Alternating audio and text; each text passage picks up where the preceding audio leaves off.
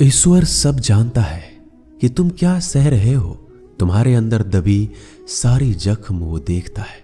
वह चाहता है तुम लड़ो तुम्हारे सपनों के लिए, खुद के अस्तित्व के लिए। फिर सारी परीक्षाएं खत्म होगी, जिंदगी तो तेरे संग चलेगी। बस तुम रुकना मत। जहां भी रहो लोगों की जरूरत बनकर रहो, बोझ बनकर नहीं। आपकी कद्र वो करता है जो आपसे मोहब्बत करता है, वो नहीं जिससे आप मोहब्बत करते हो। जो नहीं मिला वह बेहतर नहीं था, जो है वह बेहतर है। जो मिलेगा वह बेहतरीन होगा। जब कल का दिन देखा ही नहीं तो आज का दिन क्यों खोए।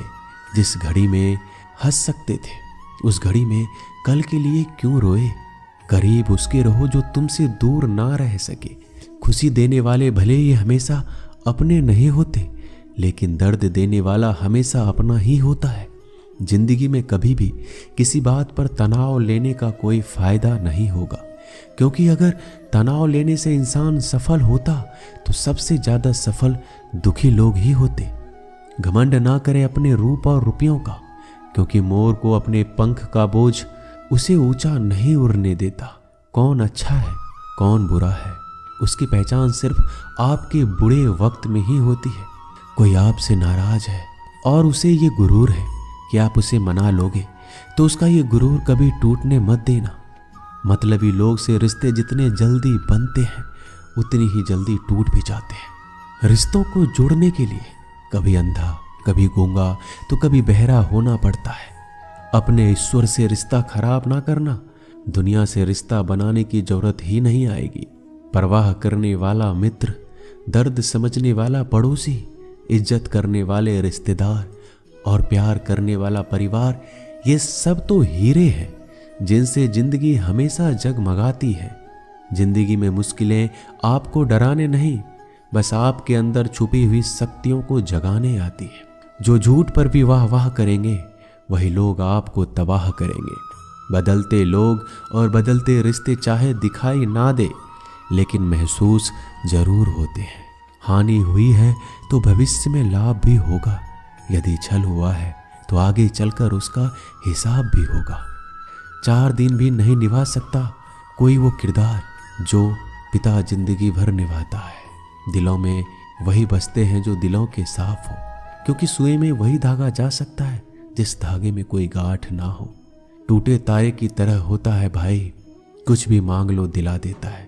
बिना मतलब के रिश्ते निभाना हर किसी के बस की बात नहीं। ना किसी को परेशान कीजिए ना किसी को हैरान कीजिए।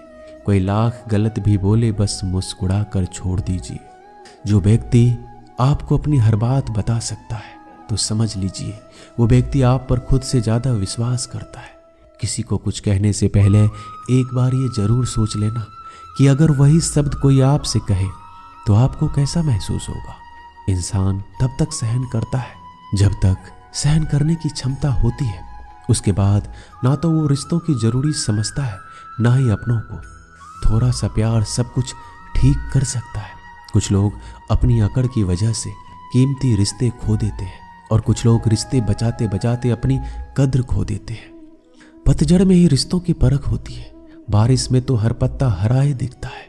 गम में एक उंगली आंसू पोंछती है और खुशी में 10 उंगलियां मिलकर ताली बजाती है। यही तो है जिंदगी। दुख में कोई नहीं, सुख में सब साथी। परखने वालों के साथ नहीं, समझने वालों के साथ रहो। किसी को कितना भी अपना क्यों ना मान लो, वो आपको एक दिन अजनबी होने का एहसास दिला ही देगा। बुरे समय में दिलासा देने वाला अजनबी ही क्यों ना हो, वो दिल में उतर जाता है। और बुरे समय में किनारा करने वाला अपना ही क्यों ना हो, वो दिल से उतर जाता है। भरोसे में इतना अंधा ना बनो कि पास वाले के असली रंग ही ना दिखाई दे। अगर कोई आपके साथ नहीं रहना चाहता तो उसे आजाद कर दो। पकड़ के रखे गए रिश्तों में कभी सुकून नहीं मिलता। तुम्हारा दिमाग ही तुम्हारी सबसे बड़ी समस्या है। ये उन वजहों को पकड़ पकड़ के लाता है जो बेवजह है। औलाद साथ छोड़ देती है, लेकिन हम सफर जिंदगी के अंतिम पड़ाव तक साथ निभाता है। वक्त जैसा भी हो, अच्छा या बुरा, बदलता जरूर है। अच्छे वक्त में कुछ ऐसी गलती मत करो कि बुरे वक्त में लोग आपका साथ छोड़ दे।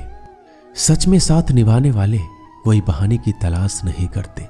जिंदगी में खुश रहने का सबसे अच्छा तरीका उम्मीद रब से रखो, सबसे नहीं। रिश्ते सिर्फ मन से होने चाहिए, मतलब से नहीं। जैसे नीम के वृक्ष पर मीठे फल नहीं लगते, वैसे बुरे इंसान से अच्छी की उम्मीद आप नहीं कर सकते। दोस्तों, जहां से अहंकार नहीं जाता वहां से रिश्ते चले जाते हैं। शोर से दूर कुछ वक्त खुद के साथ बिताया कीजिए। अनसुलझे सवालों को तब सुलझाया कीजिए। अकेले में बैठकर जब खुद से बातें करते हैं तो यकीन मानो अनगिनत सवालों के जवाब हमें मिलते हैं। कुछ कहने, कुछ सुनने का मौका मिलता है। यही वो वक्त है जब खुद को समझने का मौका मिलता है। औलाद के लिए बाप वहां भी हाथ फैला देता है जहां वो पांव रखना भी पसंद नहीं करता। जिस रिश्ते में पल पल की घुटन हो, उस रिश्ते से पीछे हट जाना ही बेहतर है। कभी अगर पैसे और रिश्ते में किसी एक को चुनना पड़े तो हमेशा रिश्ते को चुनना, क्योंकि पैसे तो आते जाते रहते हैं लेकिन रिश्ता लौट कर दोबारा नहीं आता। आपकी कद्र वो करता है जो आपसे मोहब्बत करता है, वो नहीं जिसे आप मोहब्बत करते हो। अक्सर सस्ते सस्ते लोग हमारी जिंदगी में आकर महंगे महंगे सबक दे जाते हैं। एक राजा था जिसके पास कई सुंदर रानियां थी। उस राजा के जीवन को देखकर लगता था कि ये बहुत खुशनसीब है, इसके पास सब कुछ है। एक दिन राजा अचानक बीमार पड़ गया। राजवैद्य ने राजा का इलाज शुरू किया, लेकिन दिन प्रतिदिन राजा की तबीयत बिगड़ने लगी। फिर एक दिन राजगुरु आए और राजा को अकेले में बताया कि इस बीमारी का इलाज संभव नहीं है, यह आपका आखिरी समय है। राजा ने विचलित स्वर में पूछा कि मुझे अब क्या करना चाहिए। तो राजगुरु ने कहा, ये शरीर छोड़ने के बाद आप दूसरे लोक में जाओगे। अगर आप चाहो तो अपने साथ एक इंसान को अगले लोक में ले जा सकते हो। राजा ने सबसे पहले अपनी चहती सुंदर रानी को बुलाया। राजा उस रानी से बहुत प्यार करता था, रानी को दिन भर निहारा करता था। राजा ने रानी से कहा, मैं कुछ ही दिनों में ये शरीर छोड़ने वाला हूँ। राजगुरु ने कहा, कोई एक प्रियजन मेरे साथ चल सकता है।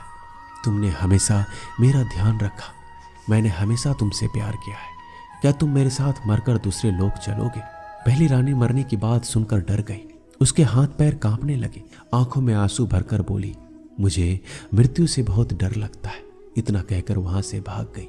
राजा रानी के व्यवहार से अचंभित हो गया, लेकिन उसके पास कम समय था।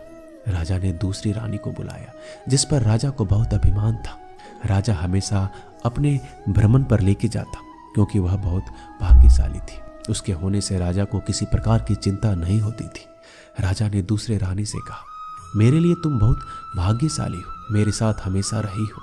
क्या तुम मेरे साथ दूसरे लोक चलोगी? रानी ने कहा, महाराज, मैं मरने के बाद मैं आपके किसी काम नहीं आऊंगी। हमारी शादी से पहले एक साधु ने आशीर्वाद दिया था, मैं अपने पति के लिए भाग्यशाली रहूंगी, लेकिन विधवा होने पर यह आशीर्वाद खत्म हो जाएगा। इसलिए आपके जाते ही मुझे दूसरी शादी करनी होगी, इसलिए मुझे माफ कर दीजिए, मैं आपके साथ नहीं चल सकती। रानी का जवाब सुनकर राजा का अभिमान टूट गया, गहरी सोच में डूब गया। इस कठिन मौके पर आखिर मेरा साथ कौन देगा? राजा ने तीसरी रानी को अपने पास बुलाया। राजा को तीसरी रानी पर अटूट विश्वास था, क्योंकि तीसरी रानी ने हर परेशानी में, सुख दुख में राजा का बहुत साथ दिया।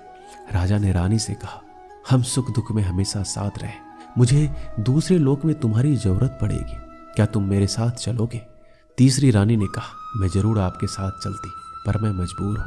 हमारी एक बेटी है, मेरा एक भाई भी है, मुझे उनका भी साथ देना है। राज्य बहुत बड़ा है, यहाँ मेरे बहुत काम बाकी है, लेकिन मैं शमशान तक आपके साथ जरूर चलूंगी। मैं आपके अंतिम संस्कार को अच्छे से पूरा करवाऊंगी। जवाब सुनकर राजा का दिल बैठ गया। जिस पर खुद से ज्यादा विश्वास था, उसने भी साथ चलने से मना कर दिया। राजा का आखिरी समय नजदीक आ रहा था। एक दिन राजा से मिलने राजा की सबसे पहली और पुरानी रानी आई। उस रानी को देखते ही राजा ने कहा, प्रिय, मैंने तुमसे पहले शादी की थी। जब भी मेरा मन दुविधा में होता है, मैं तुमसे बातें किया करता हूँ, मुझे बहुत शांति मिलती है। लेकिन आज मुझे पछतावा हो रहा है, मैंने पिछले कई सालों से तुम्हारे लिए कभी समय नहीं निकाला। मैं सच में बहुत दुखी हूँ। अच्छा हुआ तुम मुझसे मिलने आए। इससे पहले कि राजा कुछ पूछता, पहली रानी ने शांति से कहा, मैं आपके साथ चलूंगी, मैं कभी आपका साथ नहीं छोड़ सकती। दोस्तों, राजा की तरह हमारे जीवन में भी 4 रानियां हैं। पहली रानी है हमारा शरीर। हम शरीर का कितना भी ख्याल रखें, ये कितना भी सुंदर हो, हम इसे कितना भी सजाएं, पर आखिरी समय में शरीर हमारे साथ नहीं आ सकता और पहली रानी की तरह मृत्यु के आते ही शरीर तिथिल पड़ जाता है। दूसरी रानी है धन और संपत्ति। हमें धन और संपत्ति पर घमंड और भरोसा होता है कि यह बुरे समय पर काम आएगा, लेकिन दूसरी रानी की तरह कभी ये एक जगह नहीं टिकता, आपके जाने के बाद किसी और के पास चला जाता है।